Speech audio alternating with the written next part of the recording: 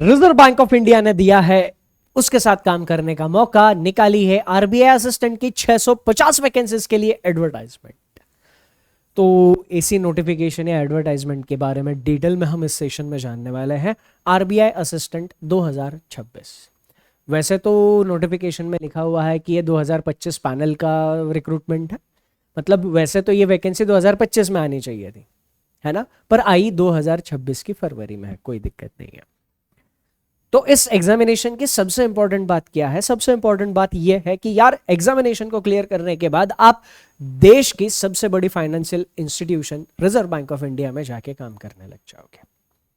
तो वहां पर आपको एक्सपोजर मिलेगा, असिस्टेंट बन के आप उधर गए तो डिपार्टमेंटल एग्जाम्स देके आप आगे प्रमोशन भी ले सकते हो और अपने करियर को बेहतरीन दिशा दे सकते हो। दूसरी इंपॉर्टेंट बात, इस एग्जामिनेशन को क्लियर करने के बाद 58,000 समथिंग सैलरी मिलती है विदाउट एचआरए। तो एचआरए अलग से आपको मिलेगा। तो ये सैलरी आपको मिलती है एग्जामिनेशन क्लियर करने के बाद, पहले महीने से आपकी सैलरी शुरू होती है। तो ये एग्जामिनेशन की इतनी प्यारी खासियत है, इसीलिए इस एग्जामिनेशन में कंपटीशन अच्छे लेवल का होता है। ये मैं आपको बता दूं, एग्जामिनेशन बहुत इजी होता है। अगर आप में से किसी ने बैंकिंग एग्जामिनेशन का प्रिपरेशन कर लिया 2025 में, उनने बैंकिंग एग्जामिनेशन दे दिया है, तो ये this is it for you. ये एग्जामिनेशन आपके लिए, वैकेंसीज कम लग रही है पर आरबीआई असिस्टेंट की वैकेंसी ऐसी ही आती है। देश की अपेक्स बैंक है तो उसमें मैन पावर की रिक्वायरमेंट भी वैसे ही रिलेटिवली बाकी बैंकों से कम होती है। तो 650 इसी के आसपास 2023 में जब वैकेंसी आई थी 450 वैकेंसीज थी। अभी 2025 का नोटिफिकेशन 26 में आया है, एग्जामिनेशन क्या होगी कब होगी सारी चीजें हम देखेंगे। तो 650 वैकेंसी इस एग्जामिनेशन के लिए अच्छी खासी वैकेंसीज है। इसको हम बाकी क्लर्क के साथ कंपेयर नहीं कर सकते, हाँ, क्योंकि आरबीआई का टैग मिलने वाला है। हाँ, तो इसमें एक और चीज याद रखना, ऑलरेडी जो लोग बैंकिंग एग्जामिनेशन क्लियर कर लिए हैं उनके पास बहुत अच्छा, क्लियर कर लिए हैं या जिन्होंने भी एग्जामिनेशन दे चुके हैं उनके पास बहुत अच्छा मौका है ना, एक अपने करियर को अपग्रेड करने का। लास्ट ईयर अगर आप किसी एग्जाम में सिलेक्शन नहीं ले पाए तो ये एग्जाम आपके लिए, कोई फ्रेशर है तो ये एग्जामिनेशन से प्रिपरेशन की शुरुआत करो। इसके लिए जो भी आप चीजें पढ़ने वाले हो वही सारे सिलेबस के ऊपर आप आगे चल के आने वाले एग्जामिनेशन दे सकते हो। SBI PO, SBI clerk, IBPS PO, IBPS clerk, है ना। तो ये आरआरबी पीओ, आरआरबी क्लर्क, ये 6 एग्जामिनेशन आप दे सकते हो अभी जो पढ़ोगे उसी के बेसिस पे, है ना। तो ये एग्जामिनेशन के बारे में मैंने बता दिया। तो इंपॉर्टेंट चीजें इस नोटिफिकेशन के बारे में जो भी है डिस्कस करेंगे। इंपॉर्टेंट डेट्स सब लोग ध्यान में रखना। एप्लीकेशन 16 फरवरी से यानी आज से ही शुरू हो चुका है। 8 मार्च तक आप अप्लाई कर सकते हो। मैं ये कहूंगा कि एप्लीकेशन करने के लिए मैं एक वीडियो बनाता हूं, हर बार बनाता हूं, हर एग्जाम के लिए बनाता हूं कि एप्लीकेशन फॉर्म कैसे फिलअप करना है। उसको देखे बगैर आप एप्लीकेशन फॉर्म फिल मत करना अगर आप फ्रेशर हो। रिपीटर लोगों को पता है तो उनको ऑलरेडी सारी चीजें पता है, वो एप्लीकेशन फॉर्म फिल कर सकता है। फ्रेशर लोगों को वो वीडियो देखना मैंडेटरी है। प्रिलिमिनरी एग्जामिनेशन इसकी 11 अप्रैल को होने वाली है और मेंस की एग्जामिनेशन 7 जून को होने वाली है। तो आपके पास अभी से लेके 11 अप्रैल यानी तकरीबन तकरीबन 1.5 महीने का टाइम है। तो 1.5 महीने में आपको सारा सिलेबस अच्छे से कवर प्रीलिम्स के लिए आसानी से कर सकते हो। क्यों कर सकते हो? क्योंकि जैसा मैंने कहा एग्जाम बहुत ईजी होती है। एग्जामिनेशन में आपको चैलेंजिंग क्वेश्चन नहीं मिलेंगे। आप एकदम बेसिक लेवल का नॉलेज लेके एग्जामिनेशन के सारे क्वेश्चन सॉल्व कर सकते हो। सिलेक्शन के लिए आपको चाहिए स्पीड। स्पीड आएगी रेगुलर प्रैक्टिस से, रिपीटेड प्रैक्टिस से, रिवीजन से, ज्यादा से ज्यादा टेस्ट देके उसका एनालिसिस करने से। तो ये चीजें आरबीआई असिस्टेंट के लिए चाहिए होती है। उसके बाद एलिजिबिलिटी की बात करते हैं, कौन ये एग्जामिनेशन दे सकता है। एज, जिसकी एज 20 से 28 साल की हो, ये एज का कैलकुलेशन 1 फरवरी 2026 के रिस्पेक्ट में करना है। अगर मैं आपको बताऊं, अगर आपकी बर्थ ईयर 2 फरवरी 1998 या उसके बाद की है, ये बर्थ ईयर रही चलेगा, या इसके बाद की रही तो भी चलेगा। और 1 फरवरी 2006 या उससे पहले की होनी चाहिए। तो 2 फरवरी 1998 ये या उसके बाद की, 1 फरवरी 2006 या इसके पहले, इनके बीच में आपकी बर्थ ईयर आनी चाहिए, बर्थ डेट आनी चाहिए। ये दोनों डेट्स पे आप पैदा हुए हो तो कोई भी दिक्कत नहीं है। ओके। एजुकेशन, आपका ग्रेजुएशन किसी भी स्ट्रीम से कंप्लीट होना जरूरी है। मैटर नहीं करता आपने कौन से स्ट्रीम से ग्रेजुएशन किया है, साइंस से किया, आर्ट से किया, कॉमर्स से किया, हाँ, मैटर नहीं करता। आपका ग्रेजुएशन हर एक किसी भी स्ट्रीम से कंप्लीट हुआ हो आप ये एग्जामिनेशन दे सकते हो। एक क्राइटेरिया है, आपका एग्रीगेट 50% होना चाहिए। आपका ग्रेजुएशन जो भी है जिस भी स्ट्रीम से किया है उस स्ट्रीम में आपके ग्रेजुएशन में 50% एग्रीगेट होने चाहिए और आपका ग्रेजुएशन 1 फरवरी 2026 से पहले कंप्लीट हुआ होना जरूरी है। ये जो एग्जामिनेशन होगी 3 पैटर्न में होगी, 3 फेजेस में होगी। कौन कौन से 3 फेजेस है ध्यान से देखना, प्रीलिम्स, मेंस और LPT language proficiency test. Prelims examination qualifying nature की होती है। सबसे पहले आप यही एग्जामिनेशन दोगे जो 11 अप्रैल को होने वाली है। इस एग्जामिनेशन में आपको 3 सब्जेक्ट पूछे जाएंगे, इंग्लिश, क्वांट एंड रीजनिंग। ये तीनों सब्जेक्ट 35, 35 और 30 मार्क, इंग्लिश 30 मार्क के लिए 30 क्वेश्चन, क्वांट और रीजनिंग 35 क्वेश्चन 35 मार्क के लिए पूछे जाएंगे। तीनों सब्जेक्ट के लिए 20 मिनट का टाइम मिलेगा और यहां पर आपको 100 क्वेश्चन 100 मार्क 1 घंटे के अंदर टैकल करने होंगे। अब क्योंकि पेपर इजी आता है, मैं एक बार फिर से कह रहा हूं, आरबीआई असिस्टेंट का पेपर बहुत इजी आता है ना, तो ये इजी पेपर सबके लिए इजी होता है तो इसकी कट ऑफ अच्छी जाती है। तो आपके ज्यादा से ज्यादा क्वेश्चन ज्यादा के ज्यादा एक्यूरेसी के साथ सॉल्व होने जरूरी है, इसीलिए ज्यादा से ज्यादा रिवीजन प्रैक्टिस।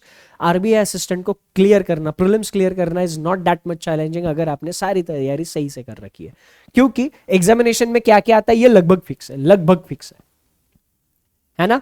रीजनिंग में अगर 35 मार्क की रीजनिंग पूछी जा रही है तो ये फिक्स है, मिनिमम 15 मार्क की पजल्स आनी है, मिनिमम 15 मार्क। हाँ, मिनिमम 7 मार्क पर अल्फाबेट इस चैप्टर से क्वेश्चन आने ही आने। अल्फाबेट में 5 टाइप के क्वेश्चन होते हैं, उन 5 टाइप में से 7 मार्क के क्वेश्चन फिक्स है, मिनिमम 7 मार्क कह रहा हूं। तो ऐसे 22 मार्क 2 चैप्टर पर फिक्स हो गए। वैसे आगे बाकी बचे हुए चैप्टर्स के ऊपर बाकी बचे हुए मार्क्स डिस्ट्रीब्यूट होते हैं। तो एग्जाम में क्या आता है फिक्स है, किस लेवल में किस पैटर्न में आता है ये भी फिक्स है। बस आपको वो चीजें समझ लेनी है और फिर उसकी दे दनादन रिपीटेडली प्रैक्टिस करनी है ना। ये करोगे तो प्रीलिम्स एग्जामिनेशन आप क्लियर कर लोगे। प्रीलिम्स क्वालिफाई होने के बाद प्रीलिम्स का कट ऑफ आप क्लियर कर लोगे, ये सिर्फ क्वालिफाइंग नेचर का होगा। इसमें जो भी आपके मार्क्स मिलेंगे ये सिर्फ ये तय करेंगे कि आप मेंस एग्जामिनेशन दे सकते हो कि नहीं दे सकते हो। अगर आप मेंस के लिए एलिजिबल हो गए तो आप मेंस एग्जामिनेशन के लिए जाओगे। मेंस एग्जामिनेशन में आपको 5 सब्जेक्ट मिलेंगे। इसमें थोड़ा बाकी बैंकिंग एग्जाम के हिसाब से चेंज है, थोड़ा सा क्या है मैं बताता हूँ। रीजनिंग 40 क्वेश्चन 40 मार्क, आधे घंटे का टाइम मिलेगा, ज्यादा टफ नहीं आती, बशर्ते आपने मेंस में आने वाले पैटर्न वैरायटी ऑफ क्वेश्चन पहले से प्रैक्टिस कर लियो। इंग्लिश 40 क्वेश्चन 40 मार्क 30 मिनट्स, आपका रीडिंग अच्छा है तो आप इंग्लिश ठीक ठाक कर लेते हो। न्यूमेरिकल एबिलिटी या क्वांट 40 क्वेश्चन 40 मार्क 30 मिनट का time. General awareness 40 question 40 mark 25 minute का टाइम। और लास्ट में कंप्यूटर 40 क्वेश्चन 40 मार्क 20 मिनट का टाइम। ये वाली चीज आरबीआई असिस्टेंट में बाकी बैंक एग्जाम से थोड़ी अलग है। बाकी बैंक एग्जाम में कंप्यूटर पूछा ही नहीं जाता सिवाय आरआरबी पीओ एंड क्लर्क के। आरआरबी पीओ एंड क्लर्क में कंप्यूटर का वेटेज थोड़ा कम होता है, इसमें ज्यादा रखा है। हाँ, तो ये मेंस का पैटर्न है। अब मेंस एग्जामिनेशन में जो भी आप स्कोर करोगे उसके बेसिस पे आपका फाइनल सिलेक्शन तय होगा। मेंस क्लियर करने के बाद आपको एलपीटी लैंग्वेज प्रोफिशिएंसी टेस्ट देनी होगी। क्या होती है लैंग्वेज प्रोफिशिएंसी टेस्ट?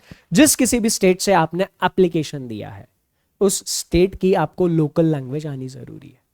उस स्टेट में जो लोकल लैंग्वेज बोली जाती है वो लोकल लैंग्वेज आनी जरूरी है। अब लोकल लैंग्वेज आनी चाहिए मतलब क्या? वो लोकल लैंग्वेज आपको पढ़नी आनी चाहिए, आपको बोलनी आनी चाहिए, आपको लिखने आनी चाहिए। तो पढ़ना बोलना और लिखना मैंडेटरी होता है।